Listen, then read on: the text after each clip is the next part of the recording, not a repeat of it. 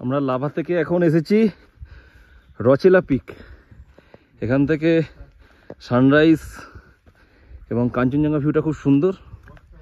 গাড়ি আমাদের ওইখানটা নামিয়ে দিল, যেহেতু বর্ষাকাল এবং ফরেস্ট এরিয়া, রাস্তা বলে কিছু নেই, চাকা খুব স্কিড করছিল।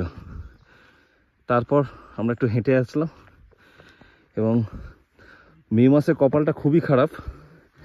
এবছর প্রচুর বৃষ্টি, এখানে ঝিরঝির করে বৃষ্টি হচ্ছে। নাহলে এখান থেকে কাঞ্চনজঙ্ঘা ভিউটা দুর্দান্ত দেখা যায় 360 ডিগ্রি অ্যাঙ্গেলে। এটা রিসর্টের থেকেও উঁচু, লাভা থেকে বেশি দূরও না, মাত্র 5-6 কিলোমিটার। ওই যে নিচে লাভা দেখা যাচ্ছে। আর এখানে খুব রেস্ট্রিক্টেড এরিয়া, যেহেতু এটা নেওড়া ভ্যালি ফরেস্টের আন্ডারে। এখানে লেপার্ড, ডিয়ার তো ছিলই, রেড পান্ডা ছিলই, রিসেন্টলি প্রচুর রয়্যাল বেঙ্গল টাইগার দেখা গেছে। ওই জন্যে প্রচুর ফরেস্ট থেকে পারমিশন করিয়ে আসতে হলো। ওখানে চেকপোস্টে আমাদের নাম ফাম লিখলো। আর আসার সময় আমরা হরিণ দেখতে পেয়েছি। এই হচ্ছে ওয়েদার, এইখান থেকে পুরো কাঞ্চনজঙ্ঘাটা দেখা যায়।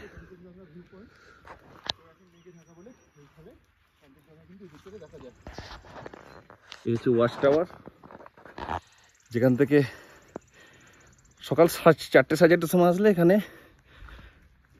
পুরো কাঞ্চনজঙ্ঘা এবং সানরাইজটা দেখা যায়।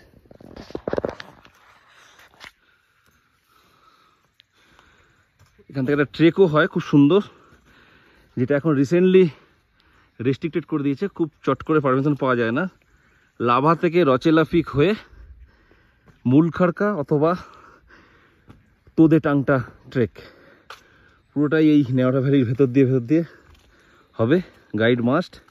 কিন্তু ওই যে রয়্যাল বেঙ্গল টাইগার দেখা যাওয়ার পর থেকে এটাও এখন খুব চট করে পারমিশন দেয় না।